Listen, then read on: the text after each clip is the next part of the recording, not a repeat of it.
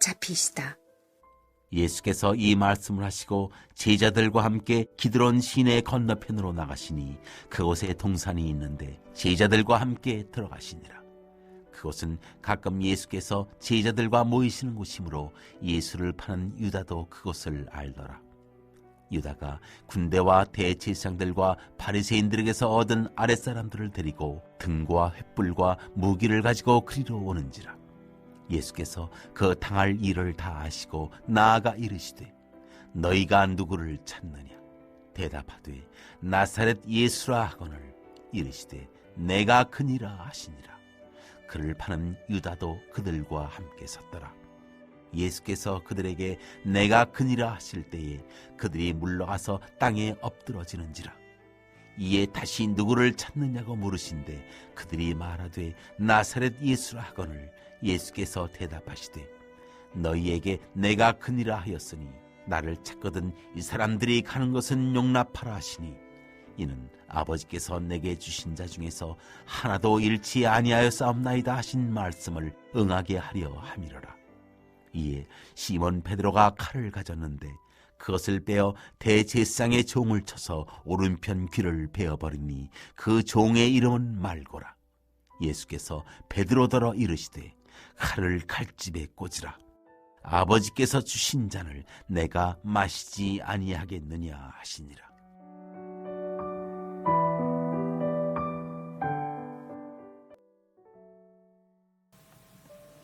아멘. 오늘의 말씀은 내가 그니라 라는 말씀으로 이 새벽의 말씀을 열도록 하겠습니다. 예수님의 그 마지막 만찬과 그 제자들을 위한 기도 이후에 예수님은 자신이 당할 일을 다 아시고도 기드론 시내를 건너 군대 앞으로 나아가시는 사건을 오늘 볼 수 있습니다. 예수님이 체포된 때를 그 요한복음의 요한 기록자는 이렇게 설명을 합니다. 1절 말씀입니다. 예수께서 이 말씀을 하시고 제자들과 함께 기드론 시내 건너편으로 나가시니 그곳에 동산이 있는데 제자들과 함께 들어가시니라. 공간복음에서 이 감람산을 겟세마네라고 하는 곳으로 말하는데 이곳은 예수님을 파는 유다도 아는 곳입니다. 예수님과 그의 제자들이 이곳을 자주 찾으셨기 때문에 유다도 알고 있었다고 요한복음의 기자인 요한이 말하고 있습니다. 기드론 시내에는 이 다윗의 아들의 반역으로 수치를 당하며 쫓겨난 곳이기도 합니다. 그때처럼 지금도 시내 건너편에는 예수님을 배신할 일이 기다리고 있습니다. 유다가 알고 있는 그곳에 군대들을 앞세워 예수님을 배신한 그 일들을 기다리고 있습니다. 2절과 3절 말씀입니다.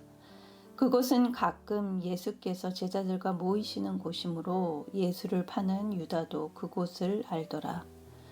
유다가 군대와 대제사장들과 바리새인들에게서 얻은 아랫사람들을 데리고 등과 횃불과 무기를 가지고 그리로 오는지라. 이 모든 것을 아시는 예수님은 이를 피하지 않고 그곳으로 의연히 들어가십니다. 이것이 아버지의 뜻을 이루는 것이기 때문입니다.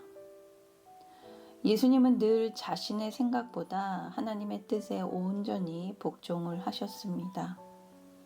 나의 원이 아닌 아버지의 원대로 하는 것이 주님의 한결같은 태도입니다.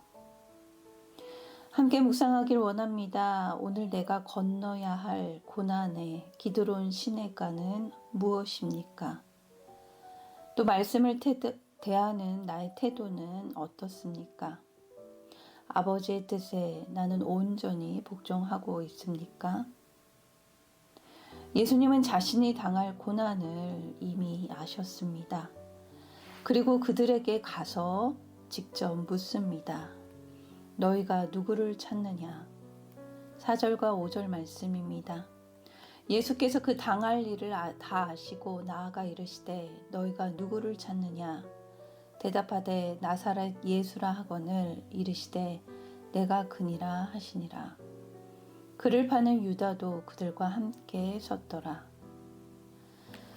여기서 우리는 이 사건의 주도권이 예수님을 잡으러 온 유다와 또 로마 군사에게 있는 것처럼 보이지만 실상 이 사건의 주도권은 예수님이 가지고 계십니다. 모든 일을 이루시는 그 예수님의 태도를 우리는 보게 됩니다. 예수님은 이 상황의 희생자가 아니셨습니다. 예수님의 체포와 또 그에 이은 죽음은 갑자기 예수님께 닥친 일이 아니었습니다. 실제로 예수님은 자신이 스스로 자기 목숨을 버리실 것이며 아무도 이를 자신에게서 빼앗을 자가 없을 거라고 요한복음에서 또 제자들에게 몇 차례나 이야기하셨습니다. 요한복음 10장 17절 18절 말씀입니다.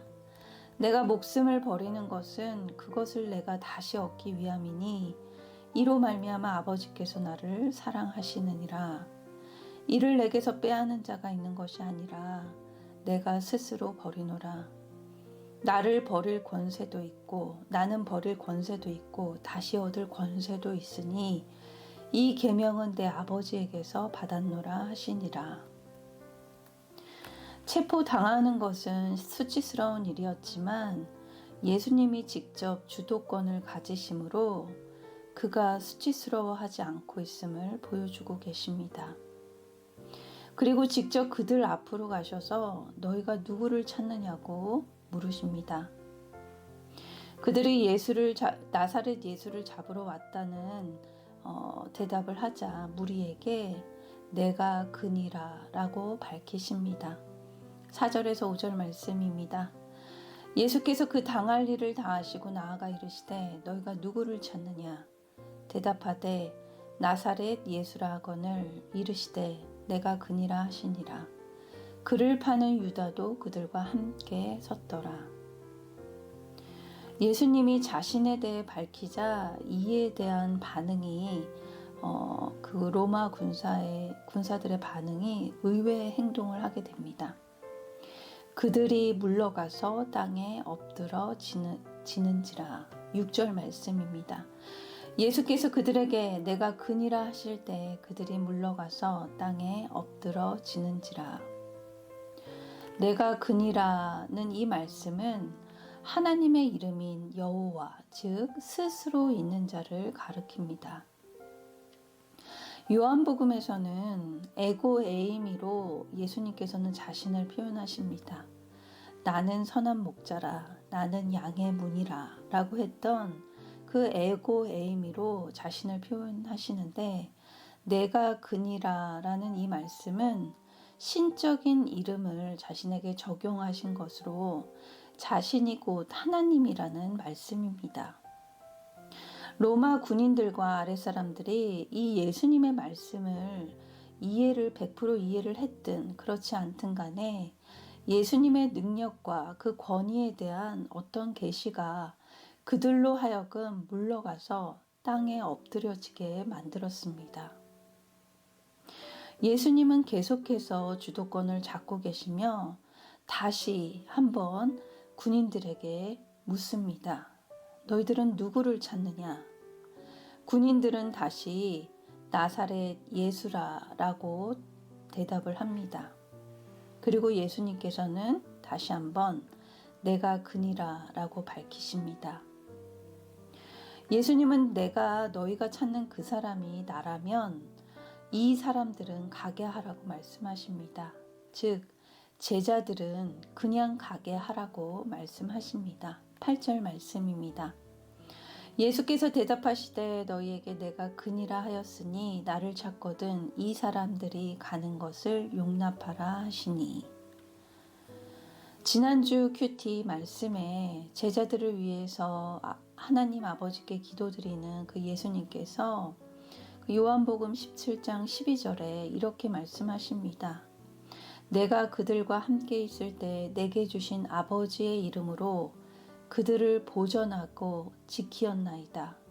그 중에 하나도 멸망하지 않고 다만 멸망의 자식뿐이 오니 이는 성경을 응하게 함이니이다 라고 말씀하셨습니다.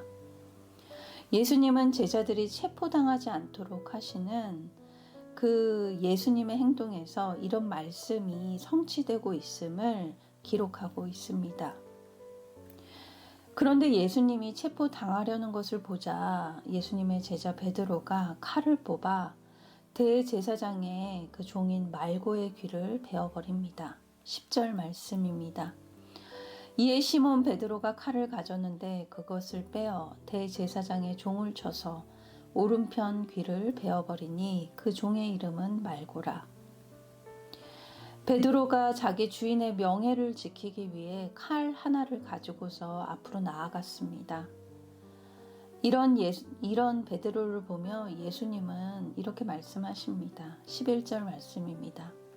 예수께서 베드로더러 이르시되 칼을 칼집에 꽂으라. 아버지께서 주신 잔을 내가 마시지 아니하겠느냐 하시니라. 예수님은 그 임박한 체포를 통하여 수치를 당하지 않을 것이라 말씀하십니다. 예수님은 이미 자신이 상황을 통제하고 계시고 하나님의 섭리대로 순종하신다는 것을 보여주고 계십니다.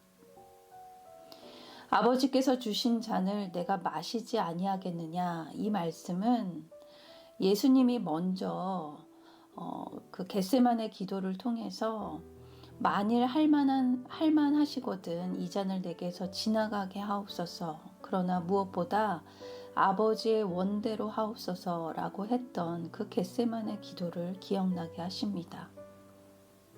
예수님이 그의 제자들이 자신의 명예를 지키기 위해 칼을 의지해 싸울 필요가 없다고 생각하신 것은 예수님이 이제 고난의 잔을 마시기로 작정하셨기 때문입니다. 제자들은 칼을 의지해서 자신의 힘으로 예수님을 지키고 그 위기의 상황에서 벗어나려고 했습니다. 그 수치의 상황에서 벗어나려고 했습니다.